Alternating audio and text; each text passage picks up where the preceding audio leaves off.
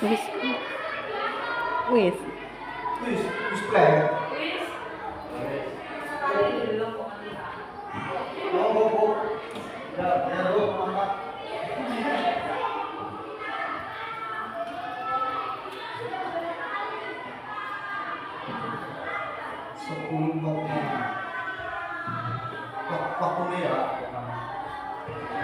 Assalamualaikum warahmatullahi wabarakatuh. Bismillahirrahmanirrahim. La quwwata illa billah. Bismillahirrahmanirrahim. Wa yassir li amri wa hlul 'uqdatam min lisani yafqahu qawli. Amma ba'du. Bapak Ibu yang saya hormati, rekan-rekan mahasiswa yang saya hormati juga, kita berjumpa kembali dalam rangka kita acara diseminasi atau menyebarkan pemahaman dan penerapan pengalaman budaya positif. Walaupun sudah kenal, perkenalkan, nama saya Susan Brio, CGP angkatan 10. Mudah-mudahan bisa selesai sampai akhir.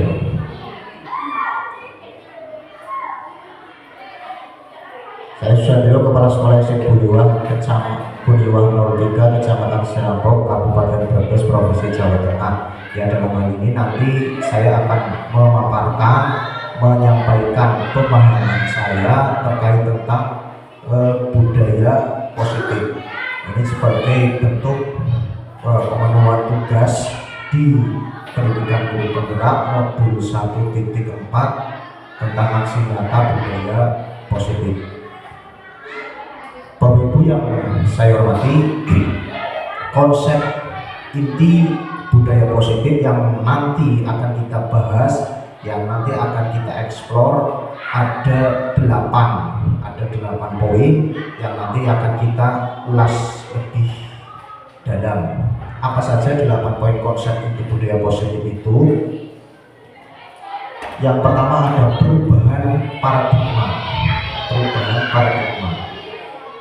Yang kedua, disiplin positif.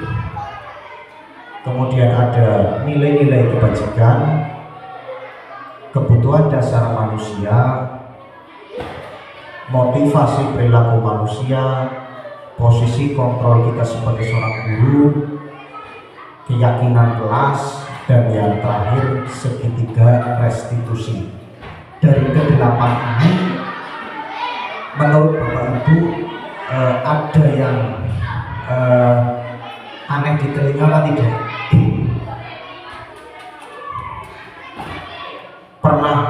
Pernah mendengar kata-kata ini apa tidak? Dari 8 konsep yang akan nanti kita bahas. Kalau saya pribadi baru mengenal yang namanya segitiga restitusi. Ini adalah hal yang baru untuk kita, terutama untuk saya pribadi di pendidikan guru penggerak, baru mengenal yang namanya segitiga restitusi. Oh, ternyata ada loh yang namanya restitusi. Seperti apa segitiga restitusi dan penerapannya untuk murid kita, nanti akan kita ulas lebih jauh lagi. Yang pertama, tentang pembelajaran paradigma baru.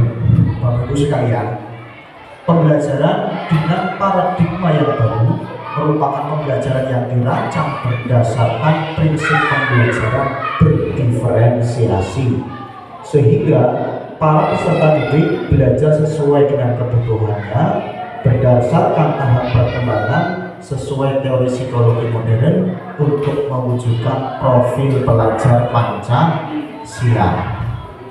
Bapak Ibu semua, tentu kita di dunia pendidikan kita kenal berbagai macam kurikulum, ya, berbagai macam kurikulum. Sekarang kita masuk kurikulum apa? Memakai kurikulum apa? Kurikulum Merdeka.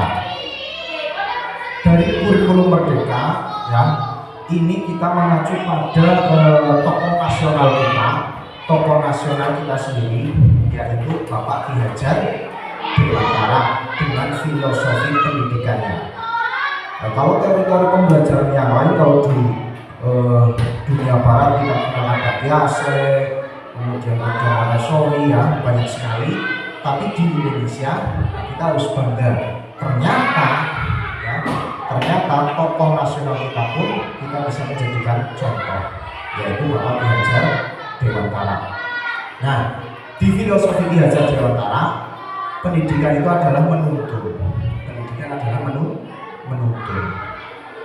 Di sini ada prinsip pembelajaran diferensiasi, ya, ada diferensiasi. Bapak Ibu semua, kita tahu bahwa murid kita, siswa kita itu dari latar belakang yang berbeda, punya karakter yang berbeda, betul apa tidak? Ya, karakter murid kita beda-beda, ya, latar belakangnya beda-beda. Maka di sini pembelajaran paradigma baru mengemas prinsip pembelajaran yang diferensiasi. Kalau dulu kita kenal memperlakukan anak sama rata. Contoh saja sampai dengan asesmen diperlakukan dengan sama. Tetapi di paradigma pembelajaran yang baru dengan berpedoman pada pembelajaran diferensiasi, memperlakukan peserta didik atau murid ya sesuai dengan kebutuhannya, sesuai dengan tahap perkembangannya. Sehingga kita tidak bisa memperlakukan murid kita dipukul rata, disamakan antara si A dan si B, itu tidak bisa. Harus berdasarkan kebutuhan peserta didiknya. Ya, sehingga dari karakteristik yang berbeda itu tentunya kita akan memperlakukan murid kita dengan berbeda, juga perlakuannya yang berbeda, ya, gitu. Untuk mewujudkan profil pelajar Pancasila, di sini kita tahu ada profil pelajar Pancasila, dimensinya ada gotong royong, kreatif, bernalar kritis, mandiri, beriman bertakwa kepada Tuhan Yang Maha dan berakhlak mulia dan berkebinekaan global. Bapak Ibu, kalau sekolah kita sudah menerapkan kurikulum merdeka, ini akan terlihat jelas profil pelajar Pancasila di sekolah yang sudah menerapkan kurikulum merdeka. Tentunya dilihat dari kegiatan P5-nya. Ya, di kegiatan P5. P5 siapa? Penguatan proyek penguatan profil pelajar Pancasila. Di sana nanti akan terlihat elemen-elemen mana yang akan dimunculkan, dimensi mana yang akan dimunculkan. Selanjutnya ada miskonsepsi tentang teori kontrol. Ini yang sering kita salah. Miskonsepsi. Yang pertama, ilusi guru mengontrol murid. Kadang-kadang kita beranggapan bahwa guru itu bisa mengontrol murid. Nah, ternyata salah Bapak Ibu. Kita semua tidak bisa mengontrol murid kita. Nanti akan kita jelaskan. Yang kedua, ilusi semua penguatan positif, efektif dan bermanfaat. Jadi tidak semua penguatan, ya, tidak semua penguatan positif itu bisa efektif. Yang ketiga, ilusi kritik dan membuat rasa bersalah mampu menguatkan karakter. Nah, ini juga kita salah mengartikan. Yang keempat, ilusi orang dewasa berhak memaksa. Ya. Kita sering beranggapan di sini kita sebagai orang dewasa nih, seorang guru punya hak untuk memaksa murid kita, punya hak untuk memaksa anak-anak kita di rumah.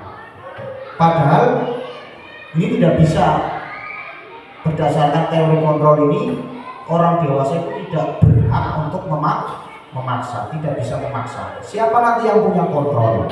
Ya, nanti akan dijelaskan. Mengubah paradigma stimulus respon ke pendekatan teori kontrol. Nah, ini tadi yang kita miskonsepsi tadi yang salah, ini kita ubah menjadi dari stimulus respon ke paradigma ke pendekatan teori kontrol. Dalam stimulus respon, realitas kebutuhan kita sama, tetapi di teori kontrol realitas kebutuhan kita berbeda. Yang kedua, semua orang melihat hal yang sama. Setiap orang memiliki gambaran berbeda. Nah, Bapak Ibu semua, saat kita mengajar di kelas, mungkin anak-anak itu daya tangkapnya bisa beda-beda. Cara pandang mereka beda-beda. Itu pada teori kontrol. Kita malah sering beranggapannya semua orang melihat hal yang sama, gambarnya sama, diulang pelajaran apa harus tangkapnya itu semua. Padahal pandangan murid itu bisa berbeda. Yang ketiga, kita mencoba untuk mengubah orang agar berpandangan sama dengan kita. Itu di stimulus respon. Tetapi dalam teori kontrol, kita berusaha memahami pandangan orang lain tentang dunia. Jadi di teori kontrol kita berusaha untuk memahami akeh kata maklum, harap maklum, terus lumrah, maklum lah. Tetapi kalau di stimulus respon, coba ubah pandangan orang lain yang tidak sama dengan kita ubah. Padahal di teori kontrol, kita harus memahami bahwa pandangan orang lain tentang dunia itu bisa saja berbeda. Kita bisa berusaha memahami pandangan itu. Contoh lain, ada cerita begini. Mungkin pernah dengar keledai orang tua anak, ya. Kalau kita melihat di stimulus respon, mau mengubah pandangannya sama dengan kita jelas tidak bisa. Semua orang melihat hal yang sama. Contoh dilihat seperti ini, keledai orang tua anak. Ada keledai orang tua jalan nuntun anaknya digandeng. Yang melihat apa pandangannya? Apa? Tadi anaknya dituntun bapaknya nih Pak, tapi ada keledai. Nah, pandangan orang berarti, anak keledai ngapain dianggurin, mana melakukan? Pandangan orang seperti itu. Punya keledai, punya kuda, kok orang ditumpaki, anaknya melaku, bapaknya melaku digandeng. Ya. Nih, pandangannya seperti itu. Nah, mungkin orang yang melakukan itu ya punya tujuan yang lain, punya tujuan yang lain. Ada lagi, sudah ngomong kayak gue. Bapaknya numpak keledai, anaknya melaku. Apa pandangannya?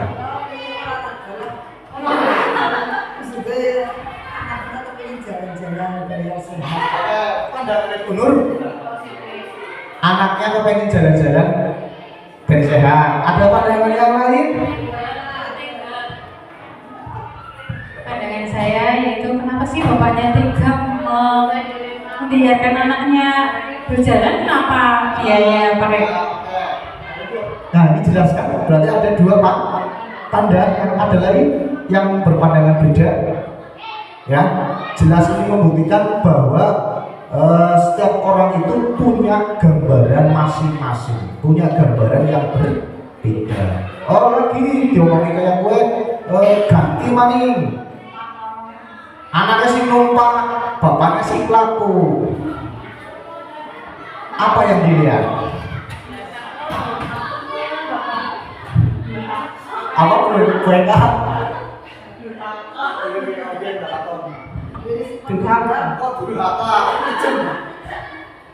Kata mereka durhaka, anak yang durhaka tidak tahu diri, ya.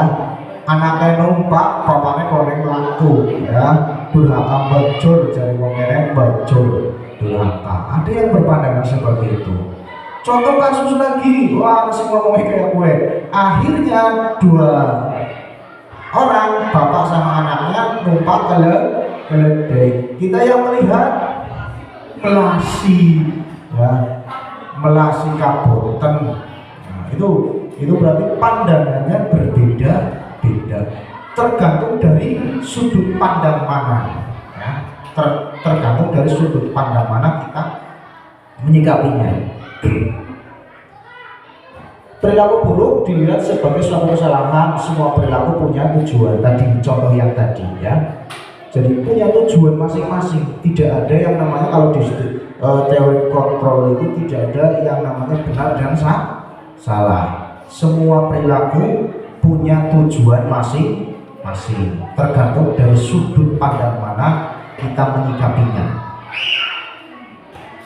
Selanjutnya ada orang lain bisa mengontrol saya, itu di stimulus respon. Tetapi dalam teori kontrol hanya Anda yang bisa mengontrol diri Anda. Jadi yang punya kontrol, yang punya kendali atas diri kita, ya kita sendiri, bukan orang lain. Contoh, kalau dalam permainan mungkin tadi sudah, misalkan seperti ini, panjenengan saya kasih apa ya, bayangkan saja jenengan di tangan itu punya sesuatu yang sangat berharga,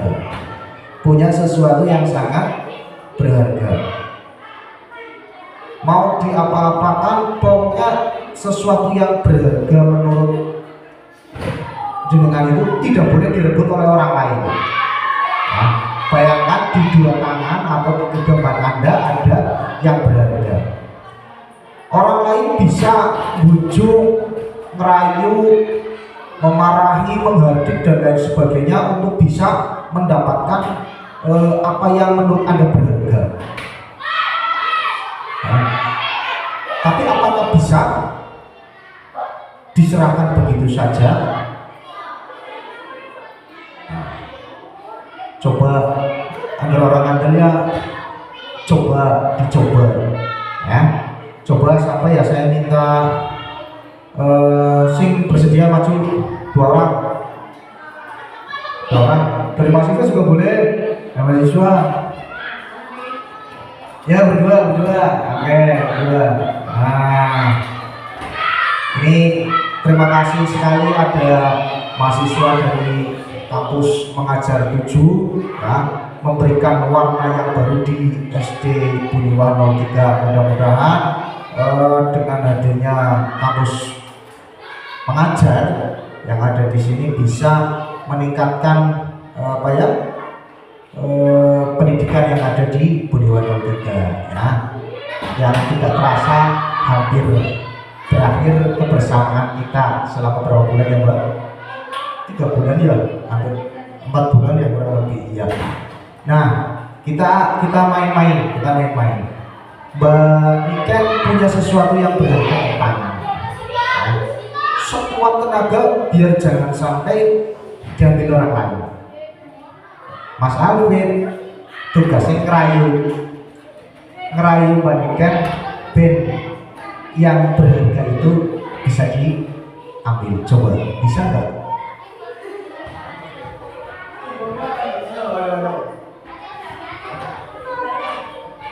Oke, ceritanya Mbak Niken punya balon ya Pak. Oke, di sini saya mau minta balonnya Mbak Niken. Ken, boleh nggak aku minta balonnya buat aku mainan? Kalau kamu pinjam, kira-kira kamu mau balikin nggak? Enggak minjem, aku buat aku Ken. Nanti aku kasih kamu sesuatu, tapi balonnya buat aku. Nggak boleh, soalnya ini balon spesial buat aku, jadi nggak boleh diminta. Nanti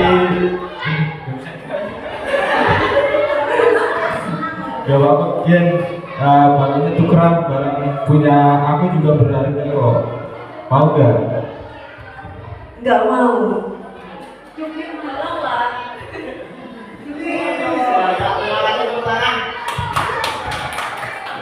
Terima kasih. Itu tadi simulasi dari rekan kita mahasiswa dari kampus Mengajar, membuktikan bahwa apa ya, orang lain itu tidak bisa mengontrol kita, tapi kita yang punya kontrol atas diri kita sendiri. Buktinya Niken punya sesuatu yang berharga, anggap saja punya sesuatu berharga di tangan, dirayu sedemikian rupa oleh Mas Alvin, nggak mau dikasihkan. Bisa saja ya, bisa saja Niken memberikan, bisa saja, tetapi yang punya kontrol Niken sendiri. Tidak bisa, Alvin itu tidak bisa kontrol balonnya di jalur, tidak bisa. Selanjutnya pemaksaan ada pada saat tujuan gagal. Kalau di teori kontrol, kolaborasi dan konsensus akan menciptakan pilihan-pilihan yang baru. Pada stimulus respon, model berpikirnya menang atau kalah. Tapi kalau pada teori kontrol, model berpikirnya menang-menang atau win-win solution. Lanjut, Bapak Ibu, tentang disiplin positif. Disiplin berasal dari kata disiplinan, yang artinya belajar titik disiplin, mengacu pada disiplin diri yang memiliki tanggung jawab terhadap apa yang dilakukannya berdasarkan nilai-nilai yang diyakini. Jadi disiplin. Jadi ada tanggung jawab pada diri sendiri, ya, tanggung jawab terhadap apa yang dilakukan berdasarkan pada nilai-nilai yang kita yakini. Nilai-nilai yang kita yakini bisa saja berbeda. Disiplin positif juga bisa berbeda makna disiplin positif di daerah Brebes misalkan dengan di luar Jawa atau di daerah yang lain bisa saja berbeda, ya, tergantung pada nilai-nilai yang dia diyakini. Disiplin positif merupakan salah satu cara penerapan disiplin yang bertujuan untuk menumbuhkan kesadaran serta memberdayakan peserta didik tanpa imbalan penghargaan, ancaman ataupun hukuman. Nah, Bapak Ibu semua, di sini saya jenengan mungkin sering penerapan disiplin dengan memberikan suatu penghargaan, suatu imbalan. Padahal kalau menurut teori ini berarti penerapan disiplinnya sudah benar atau belum? Kalau kita mendisiplinkan anak dengan kita memberikan penghargaan, memberikan imbalan atau ancaman atau hukuman, ini sudah benar atau belum? Kalau menurut yang ini, gimana Wahid? Belum betul, ya, belum betul ya. Belum sesuai. Ya. Jadi kalau diberikan anak diiming-imingi, ya, nanti kalau masuk kelas pakai seragam rapi, pakai sepatu, nanti Pak Guru beri hadiah. Nah, diiming-imingi, maka si anak disiplinnya bukan disiplin dari kesadaran diri, ya, dari kesadaran diri, bukan. Padahal disiplin itu bertujuan untuk menumbuhkan kesadaran diri. Disiplin menumbuhkan kesadaran diri, bukan hanya sekedar mengharapkan imbalan atau iming. Nah, kalau contoh yang mudah kita sehari-hari, mungkin sampai tua mungkin belum disiplin kita. Contoh sholat, ada iming-iming mau nggak ada sholat yang tepat waktu oleh pahala segunung Uhud, ya, ada iming-iming seperti itu. Mau anggere sholat 5 waktu orang bolong ganjarannya surga, dapat pahala. Anggere anak mau meninggal takziah, melu nyolati, melu sampai memakamkan, dapat pahala 2 gunung Uhud. Nah, ini kan iming-iming. Tapi apakah kita sudah bisa menghilangkan itu? Sholat ya sholat, disiplin, tepat waktu, tanpa ada iming-iming pahala, tanpa ada ancaman neraka dan lain sebagainya. Kalau kita sudah bisa menemukan sadar dari dalam diri kita sendiri, ya tentunya tidak peduli adanya surga dan neraka, bisa urusan maning, seperti ibadah. Kan begitu. Sama dengan anak, namanya sama dengan anak. Kalau kita memberikan imbalan, memberikan penghargaan, ya, memberikan ancaman atau penghukuman kepada anak, maka anak akan disiplinnya itu disiplin bukan dari kesadaran diri sendiri, ya. Tuh. Sebagai pendidik, tujuan kita adalah menciptakan peserta didik yang memiliki disiplin diri, sehingga mereka berperilaku mengacu pada nilai-nilai kebajikan universal dan memiliki motivasi intrinsik dalam perubahan perilaku ke arah yang lebih baik. Jadi tujuan kita sebagai seorang pendidik, sebagai seorang guru itu punya tujuan mencetak generasi, mencetak peserta didik agar berperilaku mengacu kepada nilai kebajikan universal. Apa itu nilai kebajikan universal? Nilai kebajikan secara umum, ya, nilai-nilai kebaikan, kebajikan yang sudah diyakini secara umum, memiliki motivasi intrinsik seperti tadi, ya, tidak hanya melaksanakan atau mengerjakan perintah dari guru karena ada imbalan, karena diancam ataupun mau dihukum, ya, tetapi sadar dengan sendirinya disiplin, ya, sadar dengan sendirinya. Ini tugas kita semua,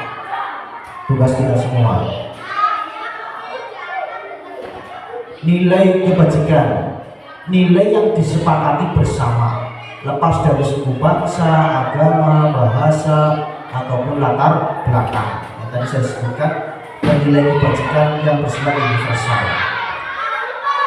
Beberapa sebagai dasar, yang pertama ada profil pelajar Pancasila. Di sini ada nilai-nilai kebajikan dalam profil pelajar Pancasila, yaitu beriman dan bertakwa kepada Tuhan Yang Maha Esa dan berakhlak mulia, berkebinekaan global, gotong royong, mandiri, kreatif, dan bernalar kritis. Selanjutnya saya ambil dari IPO Pioneers Program. Itu kebajikan, nilai kebajikannya toleransi, rasa hormat, integritas, mandiri, menghargai, antusias, empati, keingintahuan, kreativitas, kerjasama, percaya diri, dan komitmen. Ada lagi dari keterampilan hidup atau life skill.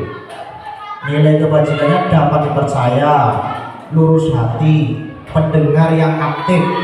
Jadi pendengar yang aktif, tidak merendahkan orang lain dan memberikan yang terbaik dari diri. Berusaha menampilkan yang terbaik, memberikan sesuatu yang terbaik.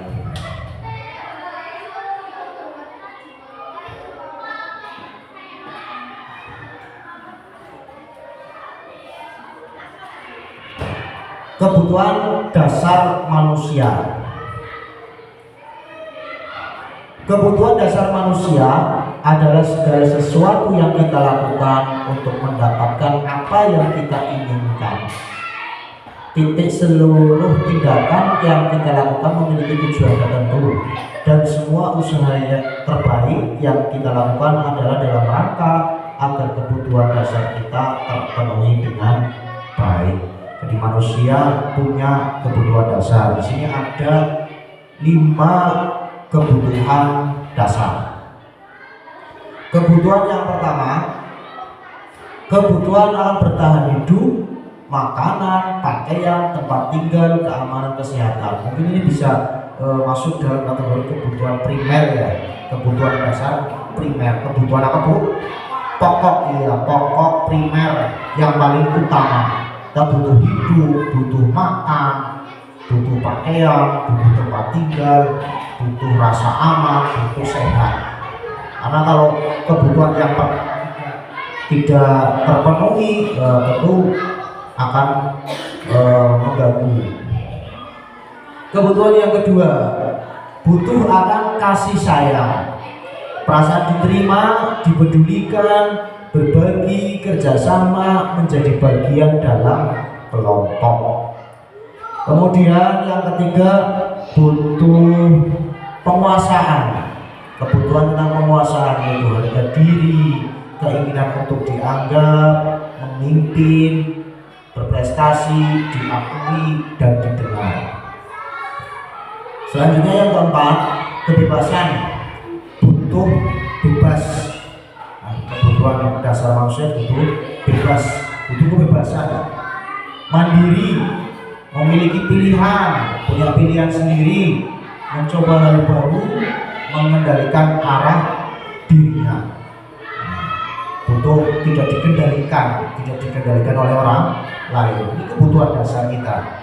Yang kelima, kebutuhan dasar kesenangan. Ya, butuh tentang kesenangan, bermain, humor, tertawa, antusias dan sebagainya. Selanjutnya motivasi perilaku manusia.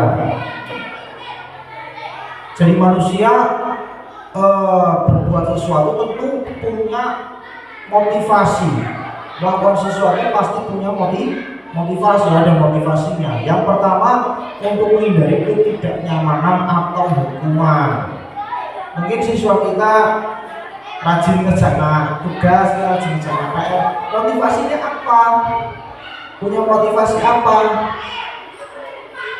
Untuk menghindari hukuman. Bisa saja ben orang tiga dari gurune, ben orang tiga dari gurune.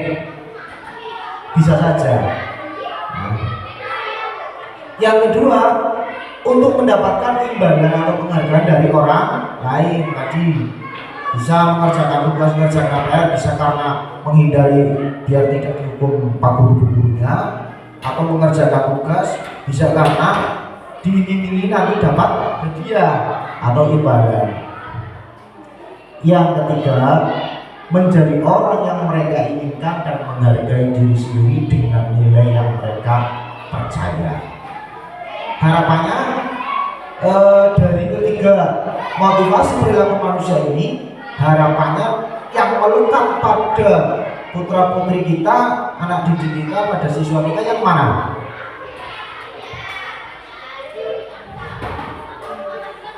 Dari ketiga motivasi perilaku, menghindari ketidaknyamanan, mendapatkan imbalan, atau menjadi orang yang mereka inginkan dengan menghargai diri sendiri, itu kira-kira menurut panjenengan, harapan jenengan, harapan kita semua sebagai seorang guru, sebagai orang tua, anak didik kita punya motivasi yang mana? Idealnya yang nomor 3. Nah, ini PR untuk kita semua. PR untuk kita semua, bagaimana bisa menumbuhkan motivasi perilaku pada anak didik kita, punya motivasi kesadaran diri, ya, punya motivasi kesadaran diri, kesadaran menghargai diri sendiri dengan nilai-nilai yang dipercaya. Ya, masuk ke ice breaking. Sudah berapa menit, Bu? Kantuk kayaknya. Akhirnya habis separuh jalan. Baru 27. Oh, orang 27. Siapa ya? Materinya siapa padahal? Ice breaking dulu, kayaknya sudah kantuk sih. Ya. Ice breaking yuk. Rame-rame coba. Nah, warna apakah aku? Ya, coba bareng-bareng ya nanti ya. Balapan. Di sini ya. Dan mikir mana di sini orang ngomong. Nah, teman-teman, ya, balapan. Nanti keluar set, nanti yang keluar disebutkan warnanya. Ya. Dengan menyebutkan warnanya, bukan tulisannya, ya, warnanya. Siap ya? Siap. Ambil lagi siap. Merah. Tepuk tangan. Bukan salah. Warnanya apa tulisannya? Oh, warnanya berarti hijau. Ya, salah ya berarti ya. Oke, yang kedua.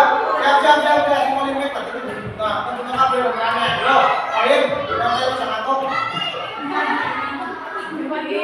Merah.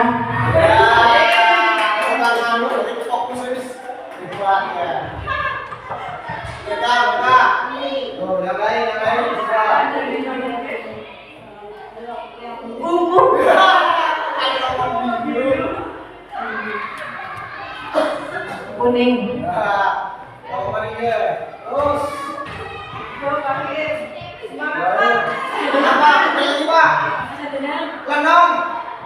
Biru.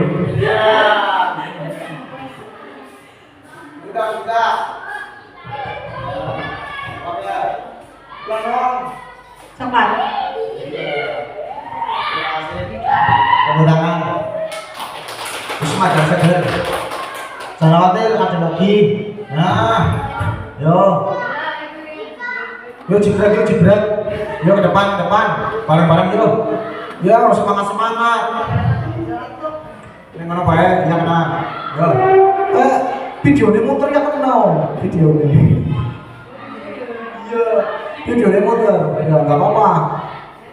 Diambil, jangan kameranya jangan di sini terus. Cengeng dulu nih, muter. Ya, siap kita ice breaking dulu, gerakan sebelum kita lanjutkan materinya. Bareng-bareng diikuti ice breaking seru. Yo.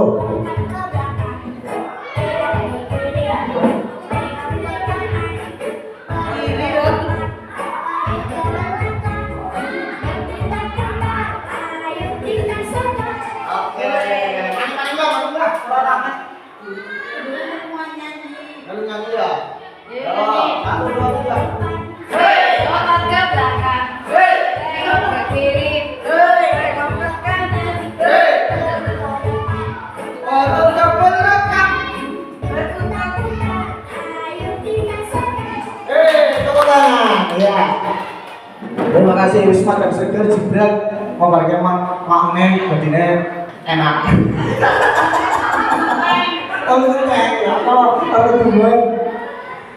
Oke, selanjutnya tentang hukuman, konsekuensi dan restitusi.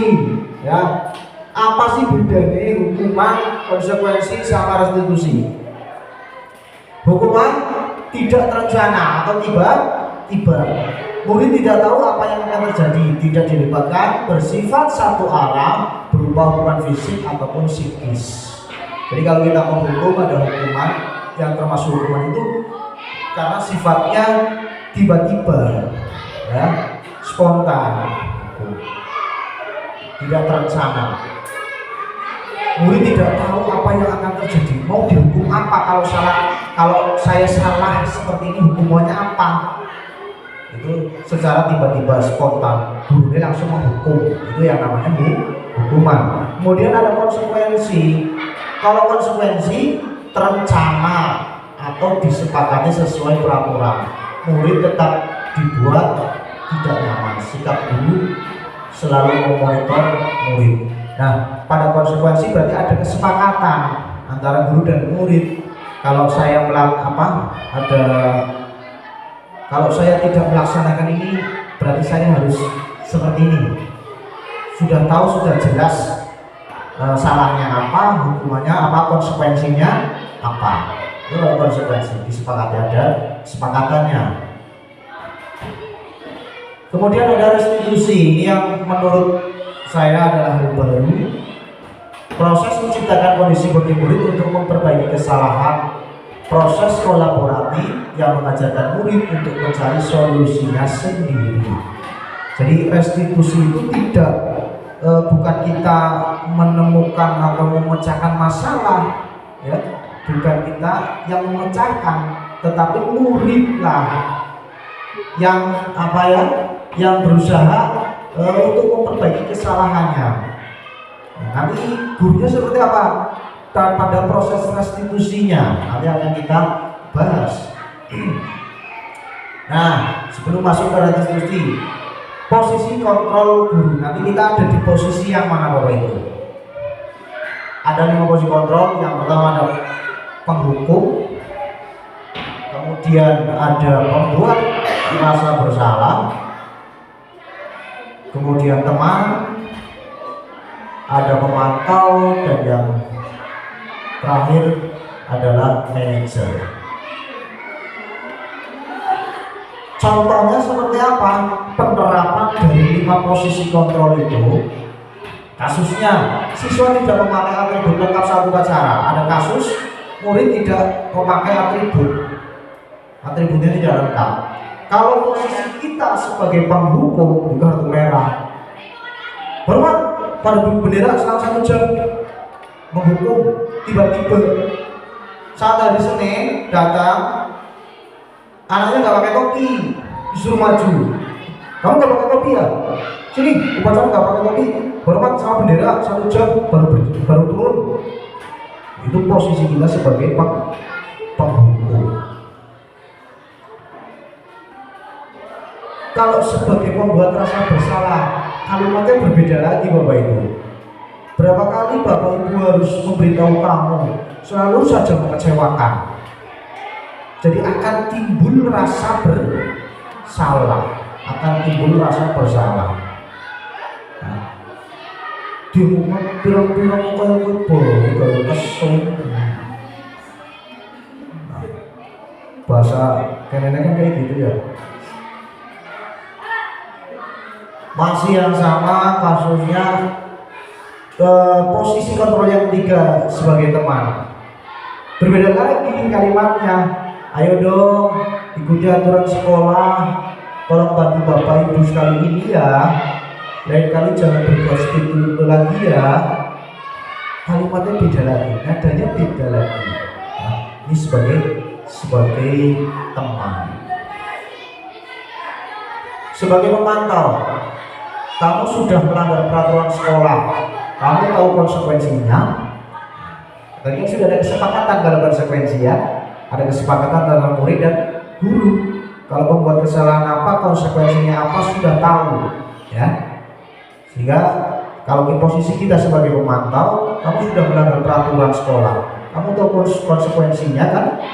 Selesai upacara, kamu beli atribut ya, beli topi ya di koperasi sana. Dipantau, diawasi. Beda lagi kalimatnya, kasusnya sama.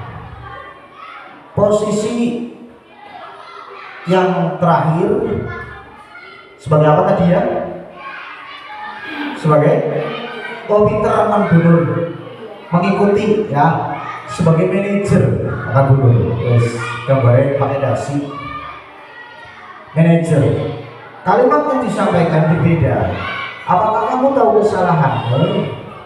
Kira-kira bagaimana kamu memperbaiki kesalahan?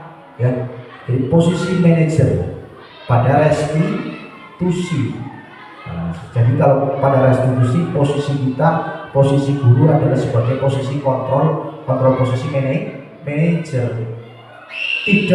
Tidak memberikan solusi ya Bapak Ibu. Restitusi itu tidak memberikan solusi. Bukan guru yang memberikan solusi, ini loh solusinya, bukan. Tetapi siswa diajak, ya, diajak muter-muter, diajak untuk memahami kesalahan sendiri.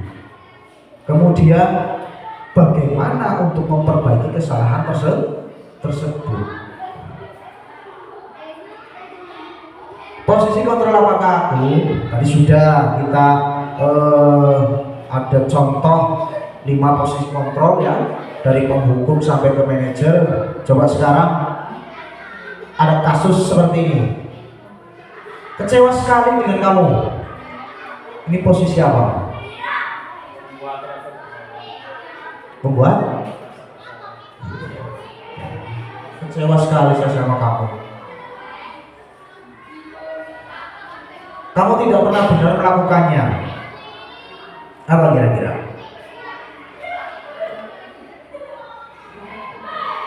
Apa kira-kira?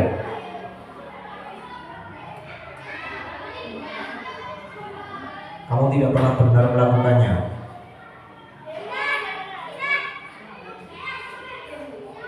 Yang ketiga, apa rencanamu untuk menyelesaikan masalah ini? Manajer. Ayo lakukan demi Bapak Ibu ya, sebagai teman. kamu tidak pernah mendapat nilai jika tidak mengerjakan tugas. Apa? Pemukul? Apa? Pemantau ya. Ada konsekuensinya di sana ya. Konsekuensinya kalau tidak mengerjakan tugas tidak dapat nilai ya. Kemudian keyakinan kelas. Mengapa keyakinan kelas? Mengapa bukan peraturan kelas? Ada yang tahu bedanya keyakinan kelas dan peraturan kelas? Benar? Benar? Masnya itu Mbak, barangkali mau berpendapat boleh ya. Beda ya keyakinan kelas dan peraturan kelas. Kalau keyakinan kelas itu kita sepakati bersama di kelas. Apapun keyakinan sekolah bisa saja kita punya keyakinan sekolah ya, disepakati keluarga sekolah. Kalau keyakinan kelas ya disepakati oleh warga kelas. Beda dengan peraturan. Kalau peraturan hanya dibuat satu arah ya, tidak ada keterlibatan siswa dalam membuat peraturan kelas itu sehingga guru ini. Tapi kalau keyakinan dibuat bersama-sama. Pembentukan keyakinan kelas bersifat abstrak ya, berupa pernyataan universal, dibuat dalam pernyataan yang positif. Sedikit saja agar mudah diingat, kata-kata yang digunakan jangan terlalu panjang, sesuai dengan kondisi kelas atau sekolah sehingga mudah diterapkan. Semua warga sekolah atau kelas dilibatkan dalam membuat keyakinan kelas. Nah, nanti diharapkan setelah diseminasi ini panjenengan Bapak Ibu guru bisa menerapkan membuat keyakinan kelas di kelas masing-masing ya. Libatkan anak, yuk buat keyakinan kelas.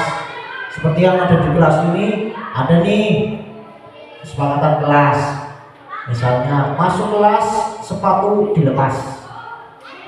Ini yang buat gurunya apa anaknya? Anak. Yang buat anak.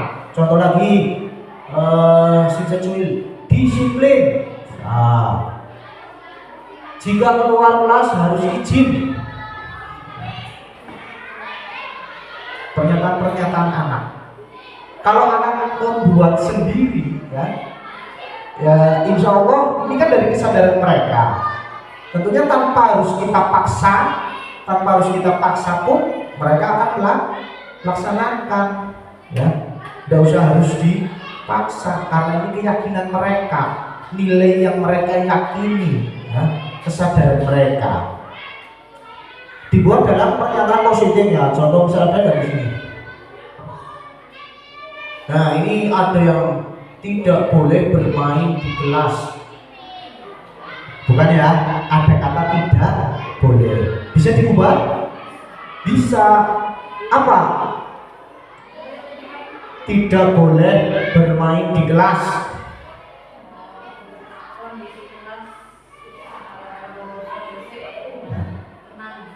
Suasana kelas nyaman. Nah, tenang, bisa. Di kelas untuk belajar. Nah, ya kan? Tidak boleh bermain di kelas. Kita ganti misalkan tadi. Di kelas untuk belajar. Nah, berarti di kelas kan tidak boleh untuk bermain. Pakailah pernyataan-pernyataan yang bersifat positif, ya. Pernyataan yang positif. Sama dengan kita mendidik anak di rumah juga seperti itu, Bapak Ibu. Gunakan kalau parenting ya, parenting itu kita gunakan kata-kata yang positif. Kata-kata yang positif, jangan kata-kata negatif ya. Dibuat dalam bentuk positif. Soalnya anak nakal, jangan nakal. Nanti soalnya yang diingat itu belakangnya. Jangan nakal. Kalau mau pergi, jangan nakal ya. Yang diingat belakangnya, nakalnya itu. Sama anak di kelas juga seperti itu. Jangan nakal, jangan ramai. Pak guru mau rapat, jangan ramai. Kesepakatan kelas, jangan rame. Bisa saja nanti yang diingat apa ya? Ramene kalimat kata terakhirnya jangan rame. Bisa diganti harap tenang. Kalau ujian kan ya harap tenang. Jangan rame, nggak ada. Ya.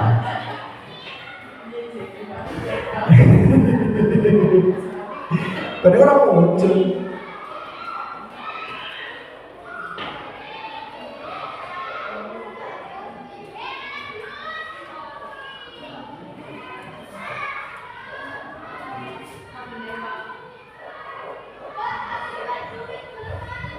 Ya, tadi ya pembentukan keyakinan kelas. Nah, nanti bisa diterapkan. Nah, kita masuk ke restitusi. Ada 3 tahap pada restitusi yang pertama adalah menstabilkan identitas. Berbuat salah itu wajar.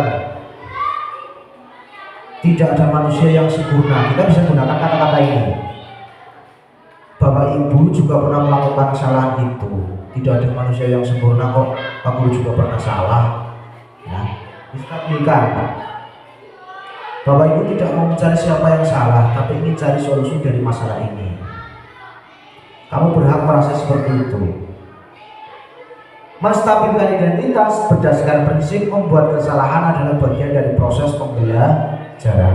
Ya, jadi sekali lagi kita sebagai manusia biasa ya Bapak Ibu, tidak luput dari yang namanya salah. Tentu kita pernah lah melakukan kesalahan, bukan pernah lagi, sudah keniscayaan, sudah pasti kita melakukan kesalahan. Tapi di restitusi ya, bahwa kesalahan itu bagian dari proses pembelajaran untuk memperbaiki diri ya, agar tidak melakukan kesalahan yang serupa.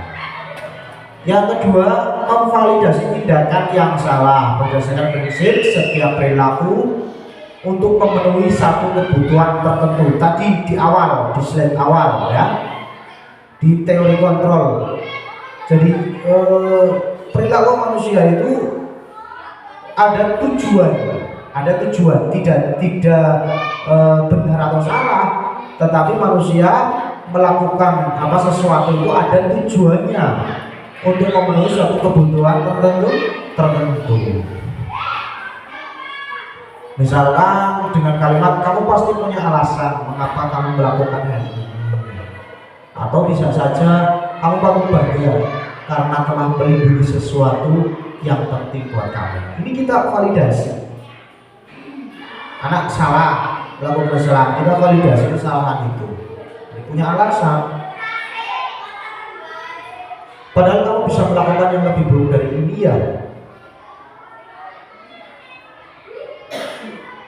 Kamu melakukannya karena mempertahankan sesuatu yang penting bagimu. Nah, ini bisa kita ambil contoh-contoh dari kalimat untuk memvalidasi tindakan yang salah. Kemudian yang ketiga, sisi restitusi yang ketiga adalah menanyakan keyakinan. Berdasarkan prinsip teori kontrol tadi, pada dasarnya kita termotivasi secara intrinsik ya, menumbuhkan kesadaran diri. Motivasinya dari diri, bukan dari orang lain. Bisa saja dengan menanyakan pertanyaan, apa keyakinan kelas kita? Kita tanyakan, kita tanyakan pada anak. Atau nilai apa yang sudah kita sepakati bersama? Atau seperti apa gambaran kelas ideal menurut kamu?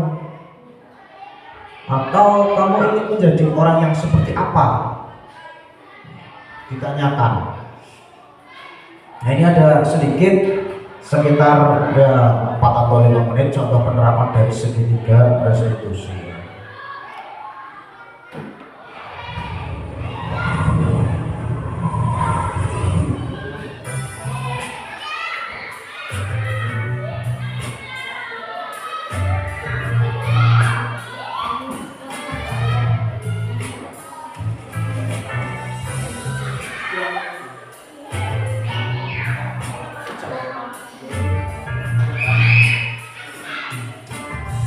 Selamat pagi, Pak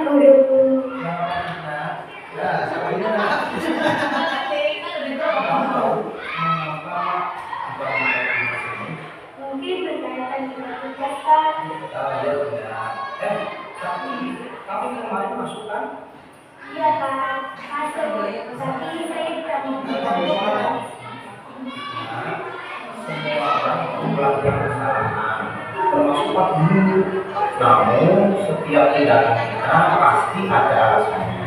Kira-kira mengapa kamu tidak mengerjakan tugas? Saya capek dan mengantuk Pak. Soalnya malamnya kau sambil sekarang akhirnya saat belajar juga mengantuk.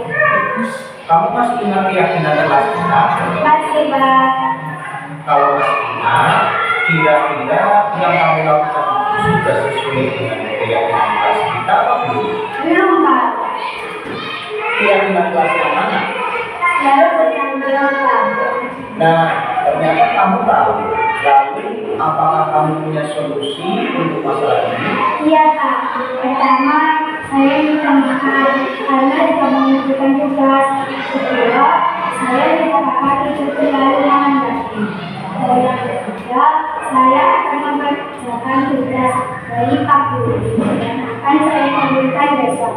Baik, Pak Guru apresiasi untuk tanggung jawabmu dan kamu boleh istirahat kembali. Terima kasih Pak Guru. Sama-sama, Ina.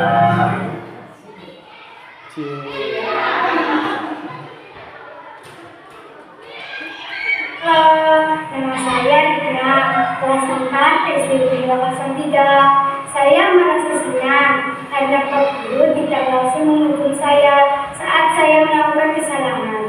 Saya menyadari kesalahan saya dan berjanji tidak akan mengulanginya lagi. Terima kasih Pak Guru.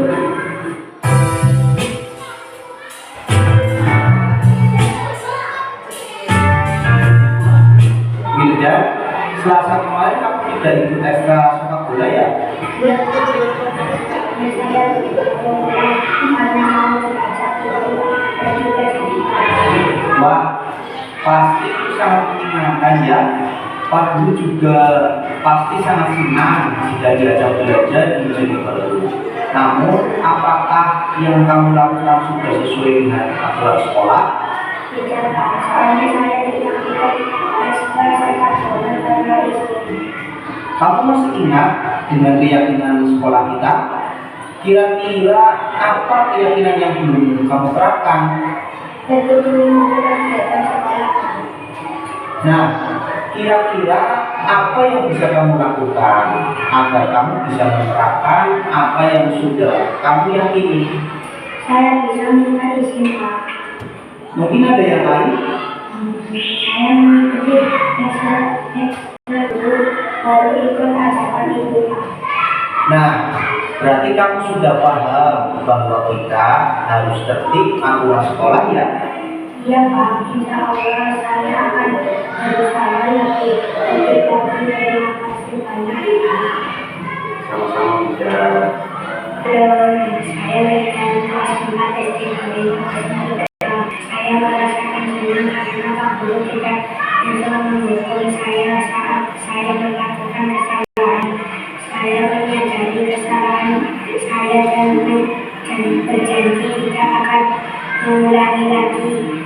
Terima kasih ya Pak.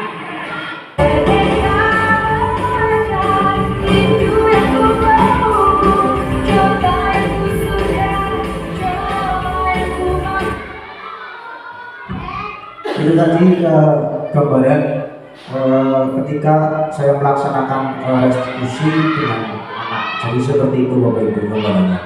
Jadi kita ajak ngobrol anak, ya, ajak ngobrol anak.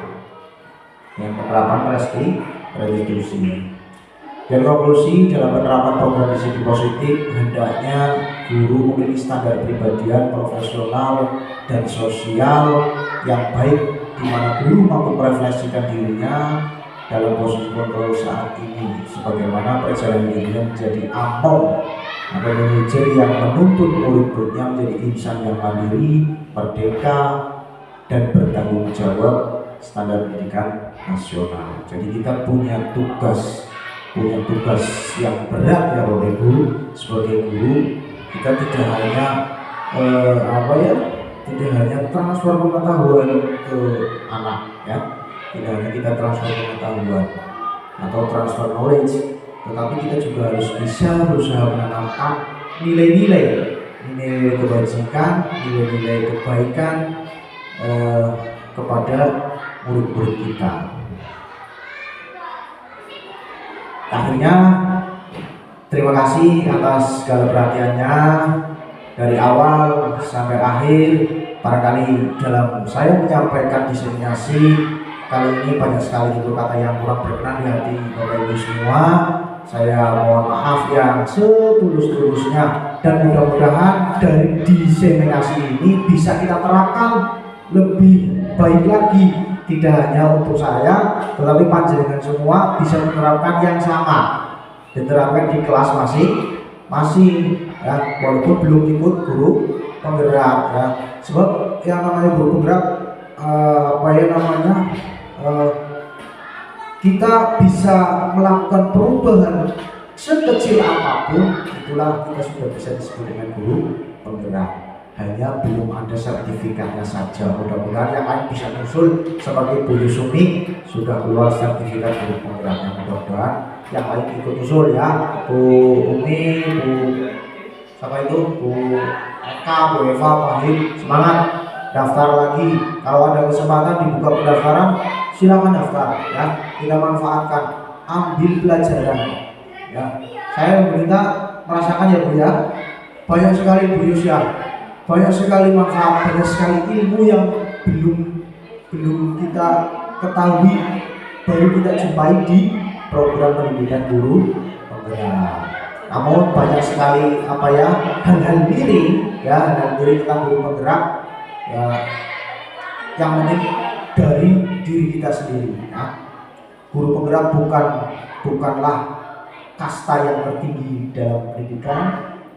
Guru yang penting adalah guru yang dicintai oleh muridnya.